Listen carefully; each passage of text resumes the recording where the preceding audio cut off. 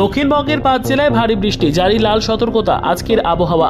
দুর্যোগের ঘনঘটা বাংলার আকাশে, মূলত দোসর হয়েছে একের পর এক তৈরি হওয়া ঘূর্ণাবর্ত।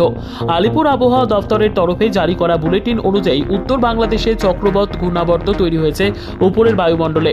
পশ্চিম মধ্য বঙ্গোপসাগরেও একই রকম ঘূর্ণাবর্ত তৈরি হয়েছে। আজ বৃহস্পতিবার বঙ্গের প্রায় সব জেলাতেই কম বেশি ঝড় বৃষ্টি চলবে। তাহলে চলুন জেনে নেবেন আজ কোন জেলার কেমন পরিস্থিতি থাকবে। প্রথমেই আসা যাক দক্ষিণবঙ্গের আবহাওয়া কেমন থাকবে সেই সম্পর্কে। এদিন দক্ষিণবঙ্গের জেলাগুলিতে ব্যাপক ঝড় বৃষ্টির জন্য লাল সতর্কতা জারি করা হয়েছে।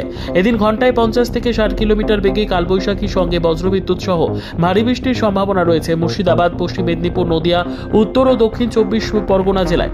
পাশাপাশি ঘন্টায় 40 থেকে 50 কিলোমিটার কালবৈশাখী, সেই সঙ্গে হালকা থেকে মাঝারি পরিমাণে বৃষ্টিপাত হওয়ার সম্ভাবনা রয়েছে।